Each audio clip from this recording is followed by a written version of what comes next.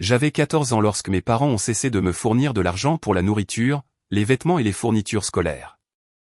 J'ai dû cumuler plusieurs emplois juste pour gagner de l'argent pour manger et poursuivre mes études. Puis, un jour, ils m'ont ordonné de payer un loyer ou de déménager. J'ai commencé à faire du babysitting le week-end et à promener des chiens après l'école pour couvrir le coût des produits de première nécessité comme les vêtements et la nourriture. La honte de porter des pantalons trop courts et des chaussures trouées me brûlait la poitrine, mais j'essayais de paraître normal. « Regarde notre petite entrepreneuse », disait mon père quand j'arrivais fatigué du travail. « Peut-être que tu vas enfin comprendre pourquoi nous ne pouvons pas simplement t'offrir tout ce que tu veux. » Je souriais et hochais la tête tout en calculant comment faire durer 25 $ pour une semaine de repas. À 13 ans, ils avaient arrêté d'acheter de la nourriture pour la maison et commandaient des plats à emporter 2 fois par semaine pour eux-mêmes. J'arrivais affamé à la maison pour les trouver en train de dévorer des plats de restaurant devant des placards vides. Maman me disait, tout en mangeant ces plats chinois à emporter, que je devrais trouver un travail à l'épicerie et acheter ma propre nourriture comme une adulte. L'odeur de leurs plats me tordait l'estomac, mais j'ai appris à rester dans ma chambre jusqu'à ce qu'ils aient fini, pour ne pas avoir à les regarder manger des choses que je ne pouvais pas me payer.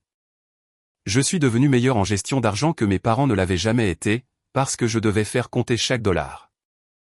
Alors qu'ils achetaient impulsivement des appareils électroniques et des repas au restaurant, j'analysais chaque achat et cherchais le meilleur rapport qualité-prix. J'ai développé une petite entreprise de travaux de jardinage et de garde d'animaux qui rapportait très bien. L'ironie était qu'en tant qu'adolescente, je faisais preuve de plus de discipline financière que en tant qu'adulte. Ils continuaient pourtant de me critiquer parce que j'étais pauvre, puisque je portais des vêtements de friperie. Maman a fait cette remarque alors que je portais une tenue d'occasion lors d'une réunion de famille, c'est humiliant d'avoir une fille qui s'habille comme si elle était sans abri. Les gens vont penser que nous ne prenons pas soin de toi. J'avais envie de hurler, car ils ne prenaient pas soin de moi et ne m'avaient pas acheté de vêtements depuis 2 ans. Mon père se plaignait auprès de ses copains du coup élever des enfants, pendant que j'étais assise là, sachant que j'étais financièrement indépendante depuis le collège. J'ai agrandi mon entreprise et commencé à gagner de l'argent réel en fournissant des services d'entretien de pelouse et de garde d'animaux à la majeure partie du quartier. Mes parents agissaient comme si ma réussite était due à leur éducation stricte. Mon père disait aux gens, « Regardez ce qui se passe quand on arrête de gâter les enfants et qu'on les fait travailler pour obtenir ce qu'ils veulent. Elle comprend la valeur d'$1, contrairement à ces sales gosses gâtés à qui les parents donnent tout, ajoutait-il tout en buvant des bouteilles de vin à 40 $ et en jouant au golf au country club. » Mais mon père a perdu son emploi et leur attitude envers l'argent a changé radicalement. « Nous avons des difficultés financières », a déclaré maman, avant de me demander si je pouvais leur prêter de l'argent pour les courses, juste le temps que mon père trouve quelque chose de nouveau. Je les regardais paniquer à l'idée de rater leur paiement d'hypothèque, alors que j'avais passé des années à budgétiser jusqu'au dernier centime. Ils n'avaient aucune épargne malgré des revenus respectables, car ils avaient dépensé chaque dollar pour leurs désirs plutôt que pour leurs besoins. Quand j'ai refusé de leur donner de l'argent liquide pendant ces moments difficiles, mon père a répondu, « Tu as tout cet argent qui dort sur ton compte. » Les membres d'une famille se soutiennent mutuellement. Je lui ai rappelé que quand j'avais 12 ans, j'étais censé me débrouiller seul et manger du beurre de cacahuète pour le dîner tous les soirs. C'était différent parce que nous t'enseignions la responsabilité, a fait remarquer maman, comme si cela avait du sens. Ici, c'est une véritable urgence. Ils ont continué à me demander de l'argent tous les quelques jours et se mettaient en colère quand je refusais. Mon père a déclaré, « Tu es égoïste et ingrate après tout ce que nous avons fait pour toi. » Lors d'une de ses phases de plaidoirie, il a ajouté, « Nous aurions pu te mettre à la porte il y a des années, mais nous t'avons laissé loger ici gratuitement. » J'ai expliqué que permettre à son enfant mineur de vivre dans sa maison était l'obligation légale minimale pour des parents. « Ne fais pas la maligne avec nous quand nous te demandons de l'aide, » a hurlé maman en retour. J'étais en train de calculer mon budget et de me préparer à partir pour l'université quand mes 2 parents m'ont abordé dans la cuisine avec un air sérieux. « Nous avons discuté et nous pensons qu'il est temps que tu commences à contribuer aux dépenses du ménage, » a ajouté maman, mon père hochant la tête derrière elle. « Tu as 14 ans maintenant et tu gagnes bien ta vie, il est donc normal que tu paies un loyer. » Mon père s'est approché, un contrat à la main. « Tu peux soit payer 600 $ par mois, charges comprises, soit te trouver un autre endroit où vivre. » J'ai jeté un coup d'œil aux documents que papa tenait, et mes pensées sont restées complètement vides pendant un instant. Ce papier avait des en-têtes d'apparence officielle et des lignes de signature. $600 par mois plus les charges signifiaient que je dépenserais presque tous mes revenus, ne me laissant rien pour la nourriture ou les urgences. J'ai rapidement fait les calculs dans ma tête. Dans un bon mois, je gagnais environ $700 grâce à mon entreprise d'entretien de pelouse et de garde d'animaux. La facture de service public de cette maison augmentait d'au moins $200 pendant l'été lorsqu'ils allumaient la climatisation. Cela me laisserait environ $100 pour tout le reste, y compris la nourriture, les vêtements, les fournitures scolaires et l'essence de la tondeuse. Mes parents me regardaient comme s'ils s'attendaient à ce que je signe tout de suite. Maman a croisé les bras et papa m'a tendu un stylo. J'ai dit que j'avais besoin de temps pour y réfléchir et je suis allé dans ma chambre avant qu'ils ne puissent protester. Papa m'a crié que je faisais du théâtre, mais j'ai fermé et verrouillé ma porte. Mais tremblait lorsque j'ai sorti mon carnet de budget et fait les calculs, qui ont confirmé ce que je savais déjà. Cela démolirait tout ce que j'avais construit. Au cours des 2 dernières années, j'avais été très économe. J'avais économisé plus de $1 500 pour les urgences et les frais d'inscription à l'université. Si je leur payais un loyer, mes économies seraient épuisées en 3 mois, me laissant sans rien pour couvrir les produits de première nécessité qu'ils avaient cessé de me fournir. J'ai écrit plusieurs scénarios, mais ils se terminaient tous de la même manière.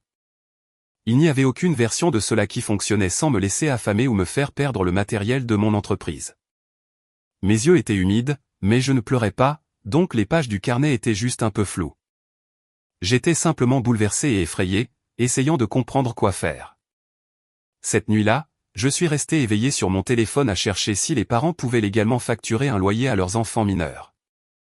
Les réponses étaient complexes et variaient d'un État à l'autre, mais la plupart des autorités s'accordaient à dire que les parents ont la responsabilité de fournir une assistance de base jusqu'à ce que leurs enfants atteignent l'âge de 17 ans. Sur certains forums, des personnes affirmaient que lorsqu'elles étaient adolescentes, leurs parents leur facturaient un loyer, et que c'était correct. D'autres pensaient que c'était de la négligence si les parents ne fournissaient pas de nourriture et de produits de première nécessité. Selon un site d'aide juridique, les parents sont responsables de fournir à leurs enfants un abri, de la nourriture, des vêtements, des soins médicaux et une éducation. Facturer un loyer peut être acceptable s'ils fournissent toujours tous les autres produits de première nécessité. Cependant, mes parents ne m'avaient pas acheté de nourriture depuis plus d'1 an. Ils ne m'avaient pas acheté de vêtements depuis que j'avais 12 ans. J'ai pris des captures d'écran de tout ce qui semblait pertinent et je les ai enregistrés dans un dossier sur mon téléphone. Vers 1h du matin, je me suis finalement endormi, mon téléphone toujours à la main. Quand mon réveil a sonné, j'étais fatigué et j'avais mal aux yeux d'avoir regardé de petits caractères pendant des heures. Le lendemain matin, j'ai informé mes parents que je ne signerais rien avant d'en avoir parlé à quelqu'un à l'école. Nous étions dans la cuisine et ils prenaient le petit déjeuner qu'ils s'étaient acheté. Le visage de papa est devenu rouge vif et il a commencé à tempêter contre mon manque de respect. Il affirmait que j'étais ingrate et qu'ils avaient tout à fait le droit de me faire payer un loyer. Maman est intervenue en prétendant que je me comportais comme une gamine gâtée qui se croyait trop bien pour aider sa famille. Malgré mon cœur qui battait à tout rompre, je suis resté calme. Je leur ai dit que je voulais juste m'assurer de tout comprendre avant de signer un contrat officiel. Papa a tapé sa tasse de café sur le comptoir, en renversant du café partout. Il s'est approché de moi, mais j'ai pris mon sac à dos et je suis parti tôt pour l'école. Je l'entendais crier derrière moi alors que je descendais l'allée, mais je n'ai pas regardé en arrière. Mes mains tremblaient à nouveau alors que je déverrouillais mon vélo. Le trajet jusqu'à l'école prenait généralement 10 minutes, mais je l'ai fait en environ 7 minutes tellement je pédalais fort. Je prêtais à peine attention à mes cours du matin, essayant de trouver à qui je pouvais faire confiance pour cela.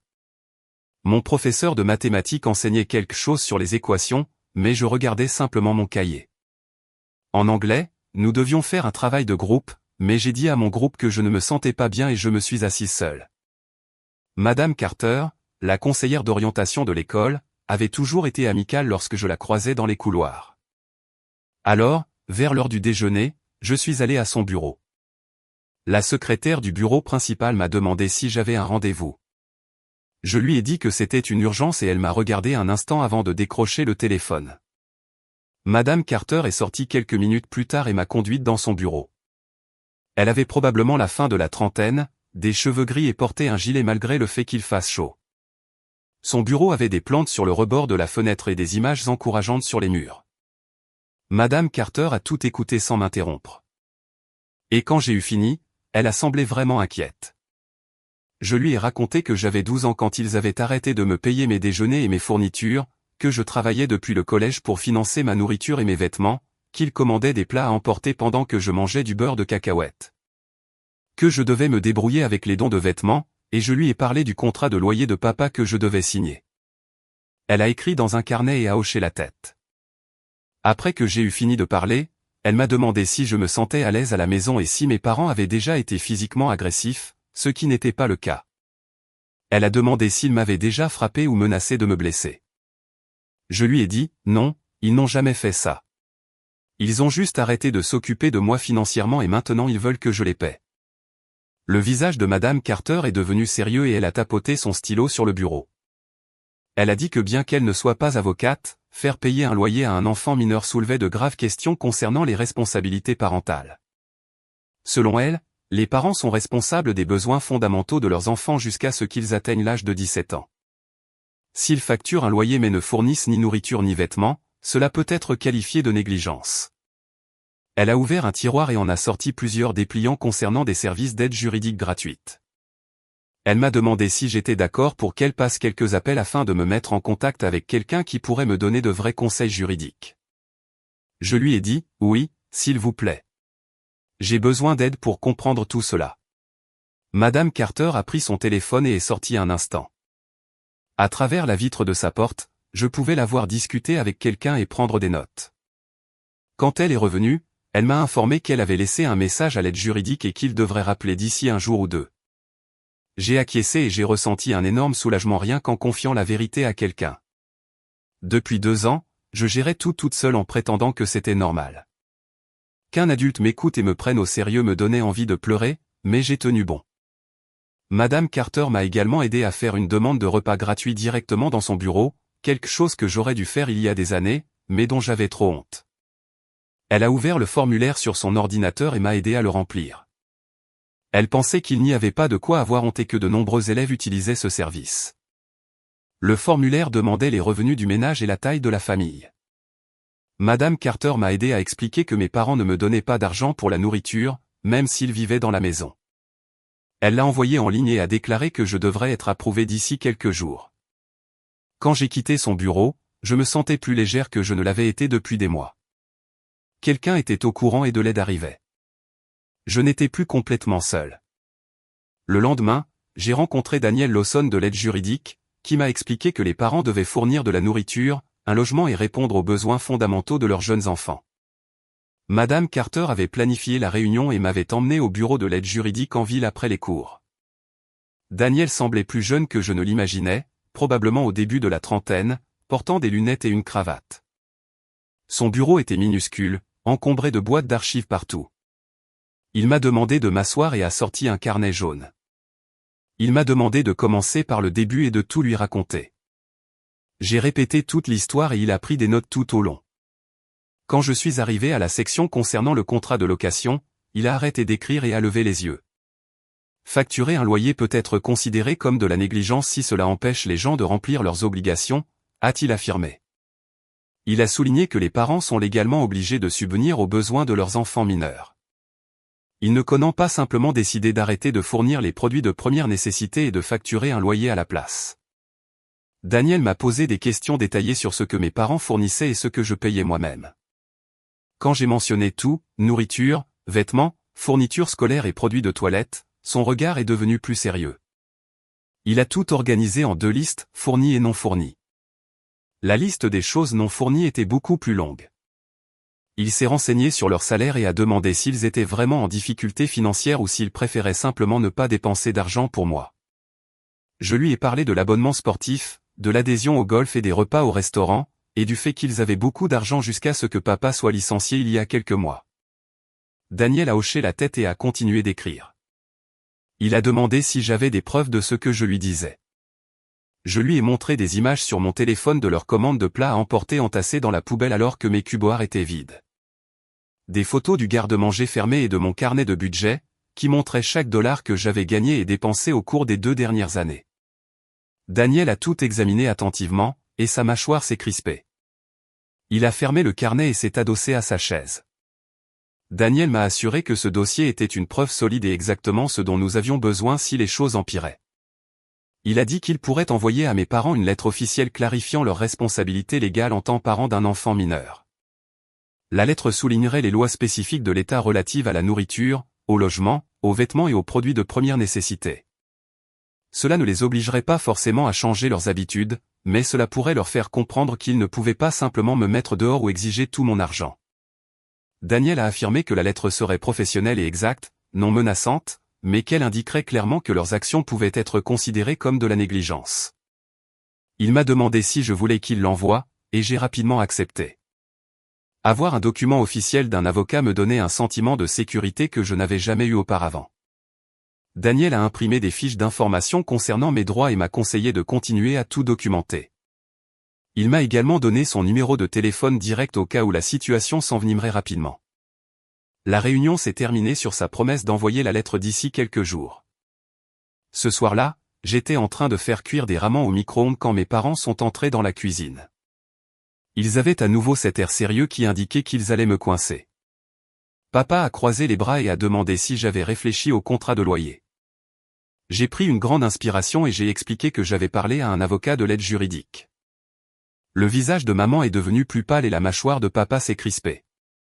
J'ai expliqué que j'avais appris que les parents devaient fournir les produits de première nécessité à leurs enfants, qu'ils paient ou non un loyer. Le visage de papa est devenu rouge vif et il a commencé à tempêter en disant que je les menaçais et que je les faisais passer pour de mauvais parents. Sa voix devenait plus forte à chaque phrase et je sentais mon cœur battre la chamade, mais j'ai gardé une attitude calme. Maman a éclaté en sanglots, m'accusant d'être ingrate après 14 ans passés à subvenir à mes besoins. Elle pleurait pour me faire culpabiliser, mais je l'avais vu faire trop de fois pour tomber dans le panneau. Papa s'est approché et a crié « Tu es en train de déchirer cette famille pour de l'argent ». Je suis resté calme et j'ai expliqué ce que Daniel m'avait dit.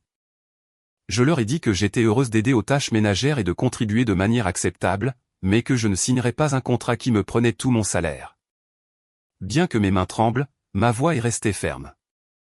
Je leur ai dit que j'avais besoin de cet argent pour la nourriture et les fournitures scolaires parce qu'ils avaient arrêté de me les fournir il y a des années. Papa a ouvert la bouche pour me réprimander à nouveau, mais je me suis simplement retourné et je suis allé dans ma chambre. Ils criaient tous les deux au manque de respect et à l'ingratitude derrière moi, mais j'ai continué à avancer. Je les ai entendus se précipiter dans leur chambre, claquant la porte si violemment que toute la maison en a tremblé. J'ai verrouillé la porte de ma chambre et je me suis assise sur mon lit avec mon téléphone pour informer Madame Carter que le conflit avait eu lieu et que j'allais bien. Elle m'a répondu immédiatement par SMS pour me demander si j'étais en sécurité, et j'ai dit oui, mais que j'étais secoué. La maison est restée silencieuse pour le reste de la nuit. La semaine suivante s'est écoulée sans que mes parents ne me parlent presque. Puis, un après-midi, j'étais à l'école quand la lettre de Daniel est arrivée par courrier recommandé. Je l'ai su parce que lorsque je suis rentré ce soir-là, toute la maison semblait différente. L'air était lourd et tendu, et mes parents étaient assis à la table de la cuisine, des documents étalés devant eux. Ils ne m'ont pas regardé quand je suis entré. Ils n'ont rien dit. J'ai pris une bouchée des maigres ressources que j'ai pu trouver et je suis allé directement dans ma chambre. D'une certaine manière, le silence était pire que les cris. Je les entendais parler à voix basse et furieuse pendant le dîner, auquel j'évitais généralement de participer, mais je ne comprenais pas ce qu'ils disaient. Cela a duré plusieurs jours, ils me traitaient comme si j'étais invisible tout en observant chacun de mes mouvements. Madame Carter a commencé à prendre des nouvelles de moi presque tous les jours à l'heure du déjeuner. Elle me conduisait dans son bureau où nous travaillions à créer un emploi du temps réaliste combinant l'école, le travail et le temps d'études. Mes notes avaient baissé parce que j'étais tout fatiguée et anxieuse pour me concentrer sur mes devoirs. Elle a écrit à mes professeurs pour leur expliquer que je rencontrais des difficultés familiales et m'a aidé à obtenir des prolongations pour les devoirs non rendus. Nous avons identifié les matières qui nécessitaient le plus d'attention et les moments où je pouvais consacrer mon temps libre à rattraper mon retard. Elle m'a également mis en contact avec le programme d'aide aux devoirs de l'école, qui proposait du tutorat gratuit. Madame Carter a créé un tableur couvrant toute ma semaine, y compris les heures de cours, les plages de travail, les blocs d'études et même le temps de sommeil. Voir tout cela mis à plat m'a fait réaliser à quel point j'avais essayé de tout faire toute seule. Elle en a imprimé une copie pour moi et en a gardé une autre au cas où nous devrions faire des ajustements. Ma voisine, Madame Parker, avait remarqué que j'apportais mon matériel de tonte dans son garage plus souvent que d'habitude. Un jour, alors que je rangeais ma tondeuse et mon coupe-bordure, elle est sortie et m'a demandé si tout allait bien à la maison. Je lui ai donné une réponse vague concernant les problèmes financiers de mes parents. Madame Parker m'a regardé pendant un long moment, comme si elle hésitait à me demander plus d'informations. Elle n'a pas insisté, mais son visage suggérait qu'elle comprenait mieux que je ne le pensais. Elle a mentionné que son garage avait beaucoup de place si je voulais y stocker tout mon matériel de manière permanente plutôt que de temps en temps. Je l'ai remercié et j'ai accepté l'offre, soulagé que mes outils coûteux soient à l'abri de l'ingérence de mes parents. La semaine suivante, Madame Parker a commencé à me donner du travail de manière plus régulière. Elle m'a demandé si je pouvais tondre sa pelouse chaque semaine plutôt qu'une semaine sur deux, et si je pouvais aussi l'aider pour l'entretien du jardin. Elle m'a payé d'avance pour tout le mois, ce qui m'a permis de mieux gérer mon budget et de me sentir moins stressé par l'argent. Alors que je travaillais dans son jardin un samedi, elle m'a offert de la limonade et a fait remarquer nonchalamment que sa chambre d'amis était disponible si jamais j'avais besoin d'un endroit où loger. Elle l'a dit sur un ton léger, comme si elle discutait simplement, mais ses yeux étaient sérieux. Je l'ai remerciée et je lui ai dit à quel point j'appréciais cela. Avoir cette option dans un coin de ma tête m'aidait à me sentir moins piégé. À la maison, les choses ont empiré de manière subtile. Mes parents ont verrouillé la porte du garde-manger et ont commencé à compter chaque chose dans le réfrigérateur. Ils ne me refusaient pas de la nourriture, mais ils indiquaient clairement ce que j'étais autorisé à toucher. Certaines étagères du réfrigérateur m'étaient interdites, et le garde-manger était fermé, sauf lorsqu'ils étaient présents pour surveiller. C'était leur technique pour gérer mon alimentation sans enfreindre de règles évidentes. Je rentrais du travail affamé et je trouvais le placard fermé avec une note indiquant qu'il serait à la maison à 20 heures. Pendant ce temps, je pouvais sentir les restes de leur plat chinois dans le réfrigérateur, mais je n'étais pas censé y toucher. J'ai commencé à tout enregistrer sur mon téléphone comme Daniel me l'avait demandé. J'ai pris des photos du garde-manger fermé avec des horodatage. J'ai photographié les placards vides auxquels j'étais autorisé à accéder, révélant qu'il n'y avait pratiquement rien. Quand mes parents commandaient des plats à emporter, je photographiais les sacs et les contenants dans la poubelle. Ensuite, je prenais des photos de mon propre repas, qui consistait généralement en du pain grillé avec du beurre de cacahuète ou de simples nouilles. J'ai pris une photo de nos relevés bancaires qui montraient leurs dépenses de restaurant. Chaque élément de preuve était enregistré dans un dossier sur mon téléphone, puis sauvegardé sur un compte cloud auquel il ne pouvait pas accéder. Daniel m'avait dit, les preuves comptent si la situation dégénère devant les tribunaux ou les services de protection de l'enfance. Je n'aurais jamais imaginé monter un dossier contre mes propres parents. Pourtant, me voilà à prendre des photos dans ma propre cuisine comme si je rassemblais des preuves pour une enquête criminelle. Ryan Brox est passé près de ma caisse pendant une période calme lors du service suivant et s'est appuyé sur le comptoir. Il m'a regardé scanner mes articles de déjeuner habituels, qui étaient les moins chers du magasin, puis m'a regardé avec une expression de compréhension plutôt que de pitié. Il a mentionné qu'ils avaient des opportunités d'heures supplémentaires si cela m'intéressait, et que ce revenu m'aiderait pour tout ce que je traversais. J'ai accepté rapidement, car un revenu plus régulier signifiait moins de soucis pour payer un loyer ou acheter de la nourriture. Il m'a dit de passer à son bureau après mon service pour remplir les papiers et je l'ai remercié en rangeant mes biscuits et mon beurre de cacahuète. J'ai rempli les documents le jour même et Ryan m'a aidé à mettre à jour mon permis de travail pour me permettre de faire des heures plus longues, car j'avais encore 14 ans. Le nouvel emploi du temps a commencé plus tard cette semaine-là, avec 3 gardes en soirée en semaine et des week-ends entiers, ce qui a généré des revenus réguliers. Mais cela signifiait aussi moins de temps pour le travail scolaire et j'étais déjà en retard dans 2 matières à cause du stress à la maison. Madame Carter m'a surprise en train de m'endormir en études et m'a prise à part pour me demander ce qui se passait.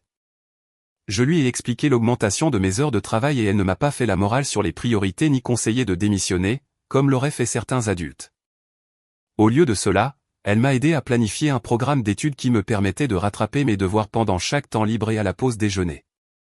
Elle a même parlé à mes professeurs pour obtenir des prolongations de projets afin que je ne sois pas submergé par les devoirs en retard. 3 jours plus tard, je suis rentré chez moi après un travail du soir et j'ai trouvé papa debout dans l'allée, les bras croisés.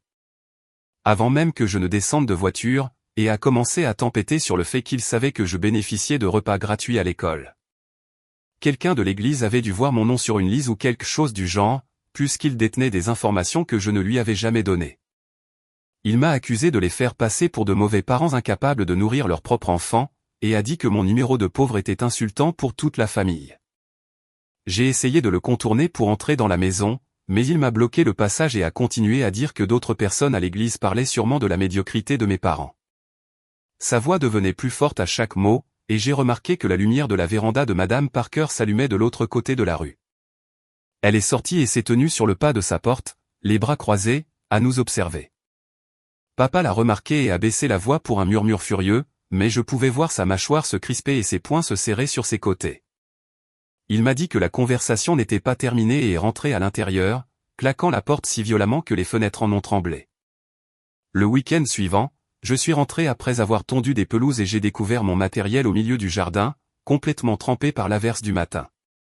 Mes parents ont affirmé qu'ils n'avaient aucune idée qu'il allait pleuvoir et qu'ils voulaient sortir la voiture du garage pour faire des courses, mais ma tondeuse ne démarrait plus. Et quand j'ai inspecté le moteur, j'ai remarqué des dégâts des eaux qui coûteraient plus cher à réparer que la valeur de la tondeuse.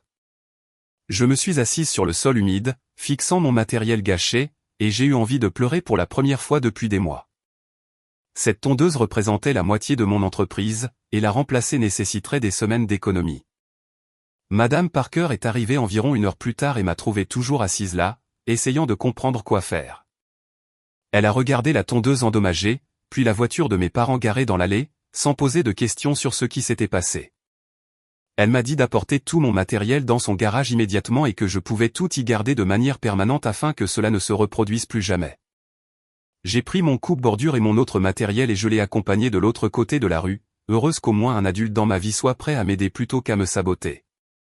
De retour au travail, Ryan Brox m'a invité dans son bureau et m'a proposé un poste permanent à temps partiel avec des heures hebdomadaires définies et une petite augmentation. Cette stabilité me permettait de gérer mon budget plutôt que de me démener pour de l'argent irrégulier provenant de travaux de jardinage. À chaque jour de paie, je pouvais compter sur un montant précis pour couvrir mes repas et mes autres dépenses. Il a également ajouté que les réductions pour les employés s'appliquaient à l'épicerie, ce qui permettrait de faire durer mon budget alimentaire beaucoup plus longtemps. La semaine suivante, j'étais en train de ranger ma chambre quand j'ai remarqué que papa fouillait dans mes affaires. Mes relevés bancaires étaient en désordre, et il y avait des empreintes de doigts sur les documents dans le tiroir de mon bureau. Je l'ai confronté à ce sujet et il a agi comme s'il avait le droit de savoir ce que je faisais de mon argent sous prétexte que je résidais chez lui.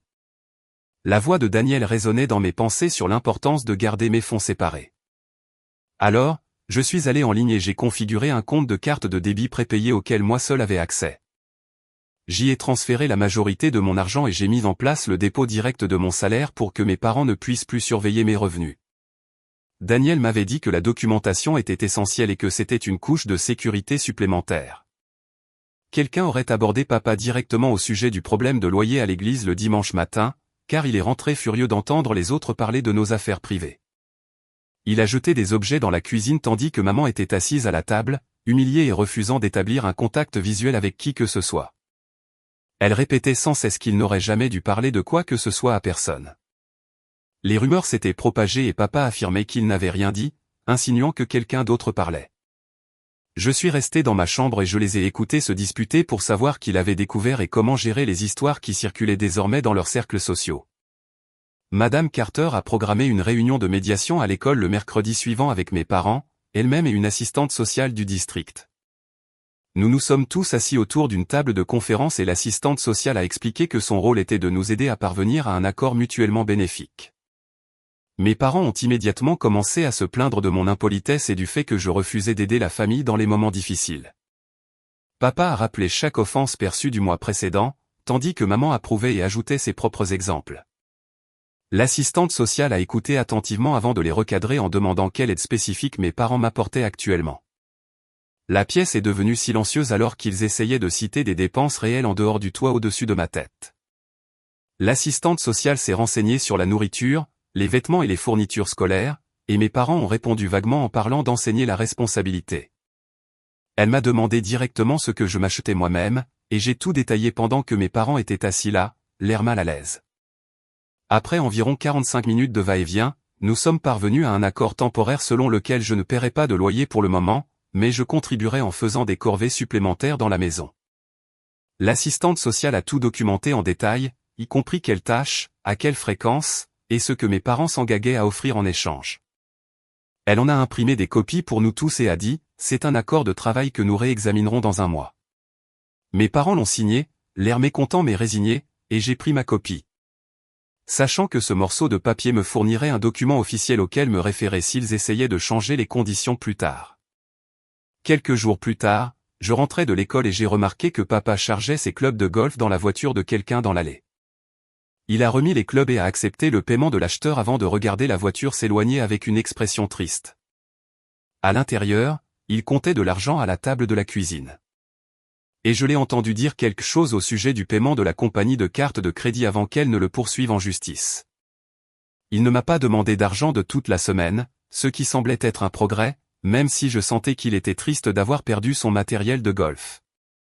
Maman a surpris tout le monde en disant qu'elle avait été recrutée pour travailler à temps partiel dans un magasin de vêtements au centre commercial.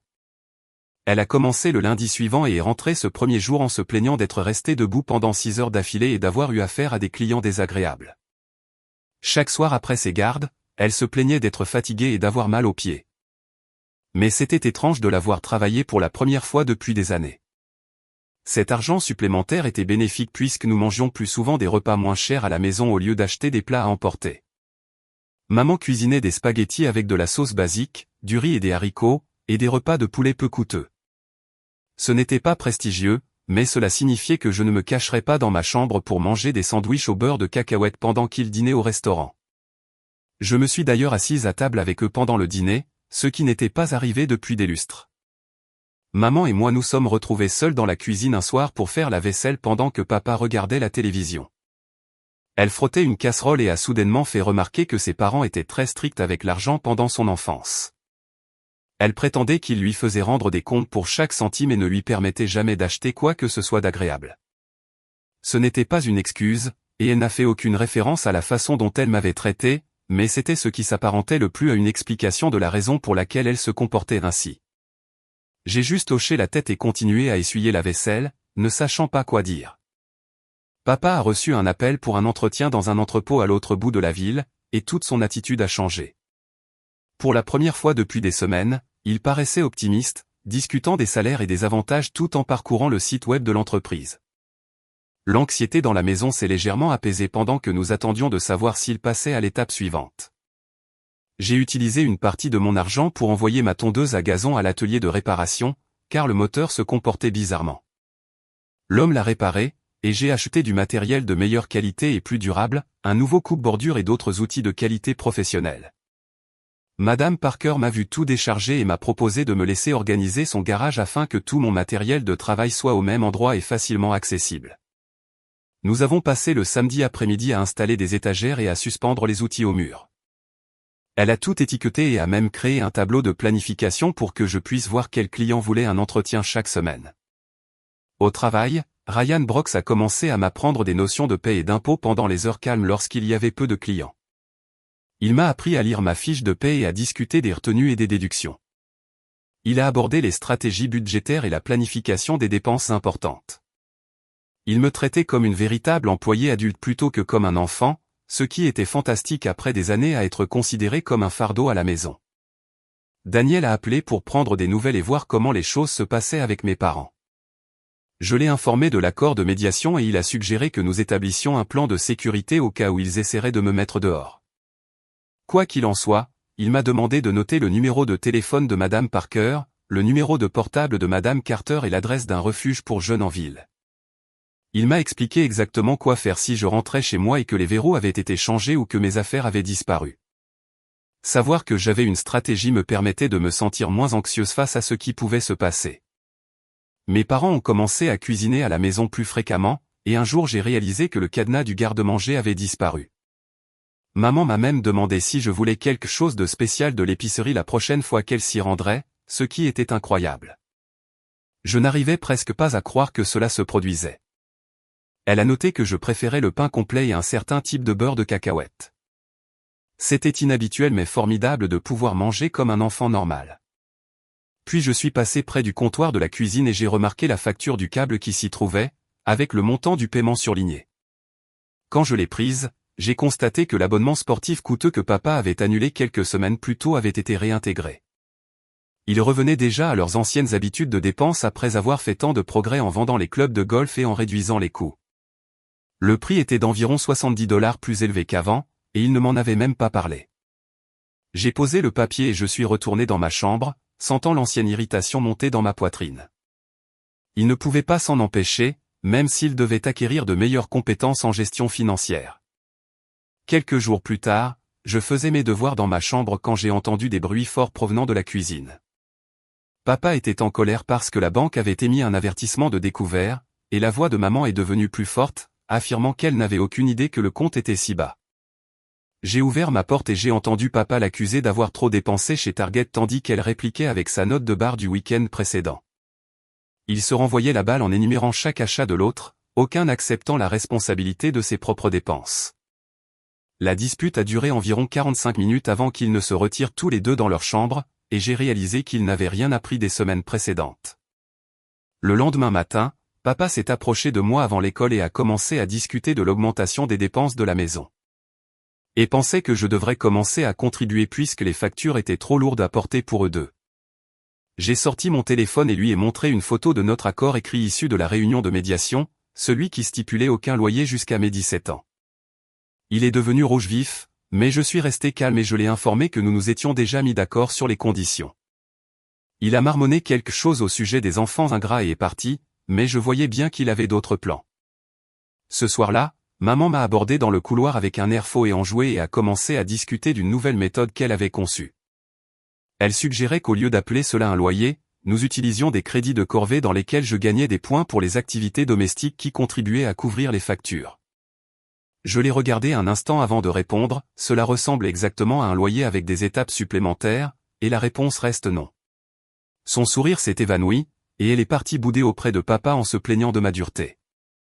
Je suis allé dans ma chambre et j'ai écrit à Daniel pour lui raconter ce qui venait de se passer. Il m'a répondu en quelques minutes, me disant de commencer à tout documenter en détail. J'ai ouvert une nouvelle note sur mon téléphone et j'ai commencé à noter la nourriture qui se trouvait désormais dans les placards. Une fois, mes parents avaient acheté des pizzas pour le dîner pendant que je mangeais des céréales, et j'ai pris des photos de l'argent qu'ils laissaient sur le comptoir pour démontrer leurs habitudes de dépenses. Daniel m'a répondu, si nous devons aggraver la situation, avoir des preuves solides te protégera de leur version des faits. Chaque jour, je prenais des notes en indiquant quand ils commandaient des plats à emporter, quand le garde-manger contenait de la nourriture que je pouvais utiliser. Et tout commentaire qu'ils faisaient sur l'argent ou mes prétendues obligations. Documenter me faisait me sentir moins impuissante puisque je créais un registre de ce qui se passait réellement plutôt que de ce qu'ils prétendaient.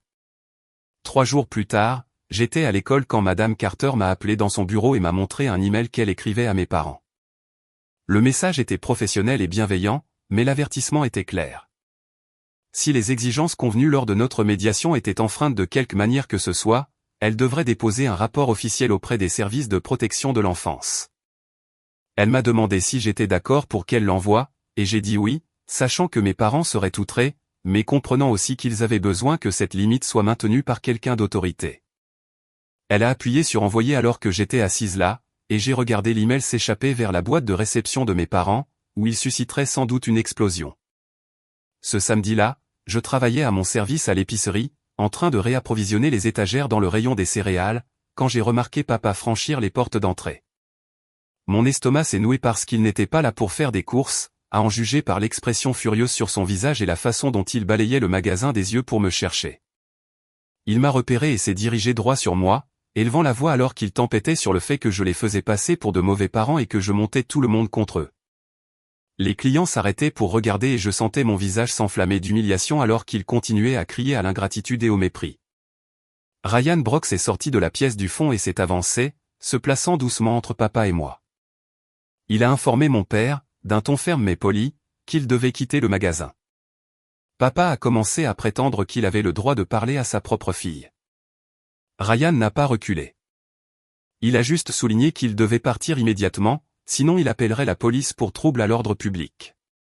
Papa a semblé vouloir insister, mais quelque chose dans l'expression de Ryan l'a poussé à faire demi-tour et à se précipiter dehors, ouvrant la porte si violemment qu'elle a heurté le mur.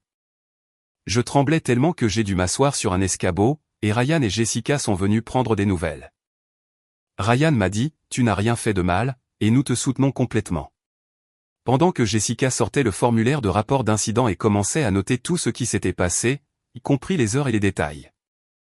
Elle m'a dit très sérieusement que si papa revenait au magasin, il n'hésiterait pas à appeler la police pour violation de propriété. Savoir qu'il prenait ma protection au sérieux me faisait me sentir plus en sécurité que je ne l'avais été depuis des mois. Après mon service, je suis allé directement chez Madame Carter parce qu'elle m'avait donné son adresse pour les urgences. Je lui ai tout raconté sur l'incident du magasin. Son expression est devenue plus troublée à mesure que je parlais, et quand j'ai eu fini, elle a dit qu'elle devait déposer cette plainte auprès de la protection de l'enfance immédiatement, car le fait que mon père vienne sur mon lieu de travail pour m'affronter franchissait une limite importante. Le lendemain, une femme du nom de Mademoiselle Donovan a contacté mon téléphone portable et s'est présentée comme assistante sociale, déclarant qu'elle souhaitait organiser une visite à domicile pour examiner le problème. Tout mon corps a ressenti à la fois un frisson et un soulagement puisque j'avais cherché de l'aide, mais j'étais aussi inquiète de ce qui se passerait ensuite. Mademoiselle Donovan a organisé la visite pour le jeudi après-midi, disant qu'elle aurait besoin de me parler en privé, d'inspecter la maison et d'examiner certaines informations financières avec mes parents. Quand j'ai informé mes parents de la visite, ils ont paniqué. Maman a commencé à nettoyer chaque pièce de fond en comble comme si nous nous préparions à une inspection militaire, récurant les plaintes et rangeant des placards qui n'avaient pas été touchés depuis des années. Papa lui a conseillé quoi dire, préparant des réponses sur la façon dont il fournissait tout ce dont j'avais besoin et affirmant que je surréagissais à de simples disputes familiales ordinaires. J'ai écouté leur répétition de leur version des faits et j'ai décidé de ne participer à rien de tout cela. Quand Mademoiselle Donovan est arrivée le jeudi, je voulais lui dire la vérité en douceur et la laisser se faire son propre jugement sur la base des faits plutôt que des mensonges de mes parents. Le jeudi est arrivé et Mademoiselle Donovan est arrivée à l'heure. Une femme d'une quarantaine d'années, avec une approche professionnelle mais bienveillante, portant une tablette et une mallette. Elle a commencé par nous poser à tous les trois des questions de base sur notre ménage et nos habitudes quotidiennes. Elle a ensuite demandé à me parler seule dans ma chambre. Je lui ai montré mon carnet de budget, ma documentation sur la disponibilité de la nourriture, mes habitudes de dépenses et les photos de factures sur mon téléphone. Elle n'a semblé ni surprise ni critique. Elle a simplement pris des notes et m'a posé des questions de clarification sur des incidents et des moments particuliers. Après m'avoir parlé pendant plus d'une heure, elle a parcouru la maison pièce par pièce, inspectant le garde-manger et le réfrigérateur et prenant ses propres photos. Enfin, elle s'est assise avec mes parents dans le salon, et j'ai été invité à les rejoindre. Mademoiselle Donovan a parlé de manière directe et claire, informant mes parents que facturer un loyer à un enfant mineur était illégal et pouvait constituer un manquement à leurs obligations légales. Elle a dit qu'ils devaient garantir que j'ai un accès régulier à la nourriture et aux autres produits de première nécessité, et qu'elle suivrait la situation de près lors de visites de suivi. Mes parents ont hoché la tête et ont accepté tout ce qu'elle disait, leur visage mêlant honte et dédain, mais je voyais bien qu'ils comprenaient qu'elle ne faisait pas de suggestions, elle établissait des règles auxquelles ils devaient obéir. Alors que Mademoiselle Donovan rangeait sa tablette et son dossier et se dirigeait vers la porte, mes parents l'ont suivie avec des sourires crispés. Dès que sa voiture s'est éloignée du trottoir, leur fausse gentillesse s'est évanouie. Maman s'est dirigée directement vers le placard et a retiré le cadenas sans dire un mot, le jetant avec plus de force que nécessaire. Papa a sorti son téléphone et a commencé à lire des offres d'emploi assis à la table de la cuisine, la bouche serrée. Aucun d'eux ne m'a regardé ni n'a reconnu ce qui s'était passé, mais je sentais leur colère imprégner chaque recoin de la maison. Au cours des jours suivants, ils ont acheté de la nourriture et l'ont placée là où je pouvais la trouver. Mais ils disposaient les produits d'une manière planifiée, comme s'ils voulaient que je sache qu'ils ne le faisaient que parce qu'ils y étaient obligés. Maman soupirait bruyamment chaque fois qu'elle mettait de la nourriture dans le réfrigérateur, tandis que papa grommelait entre ses dents au sujet de l'ingérence du gouvernement et des personnes qui ne se mêlaient pas de leurs affaires. Le contrat de loyer a disparu du comptoir, mais personne n'en a parlé, comme si prétendre qu'il n'avait jamais existé pouvait d'une manière ou d'une autre résoudre le problème. Je tenais néanmoins mes documents à jour, prenant des photos du garde-manger ouvert et du réfrigérateur plein au cas où la situation changerait à nouveau. 2 semaines après la visite de Mademoiselle Donovan, papa a commencé son travail à l'entrepôt pour l'équipe de nuit, chargeant des camions. Il partait travailler vers 21h. Il rentrait chez lui à 6h, dormant la majeure partie de la journée avant de se réveiller pour dîner et repartir.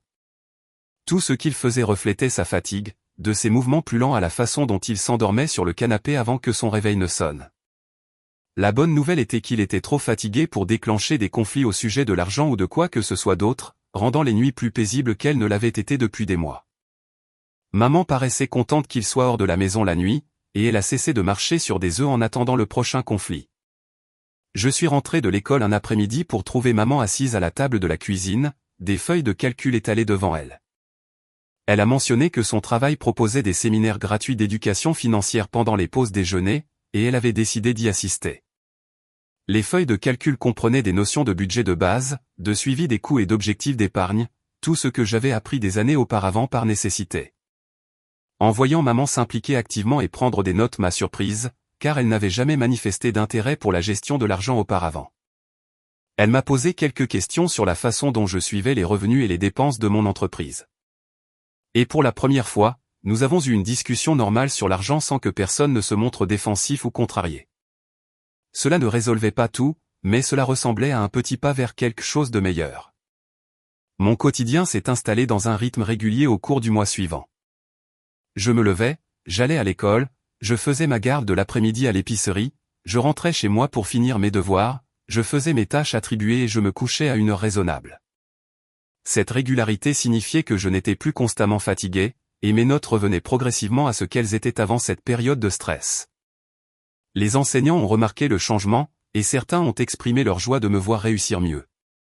Je n'étais plus constamment en train de calculer comment faire durer 25 $ ou de me demander s'il y aurait de la nourriture quand je rentrerais. La vie n'était pas parfaite et mes parents ne me parlaient toujours presque pas au-delà des tâches ménagères de base, mais c'était prévisible et je pouvais me concentrer sur l'école et le travail sans avoir à gérer constamment des crises. Madame Parker m'a envoyé un SMS le samedi matin pour me demander si j'avais envie de passer le week-end chez elle pour me reposer et décompresser. Elle disait que son mari rendait visite à sa sœur et qu'elle apprécierait la compagnie. De plus, elle était consciente que les choses avaient été stressantes chez moi. J'ai demandé à mes parents, m'attendant à ce qu'ils en fassent toute une histoire, mais papa a simplement haussé les épaules et a dit « d'accord ». Et maman a hoché la tête sans lever les yeux de sa feuille de calcul budgétaire.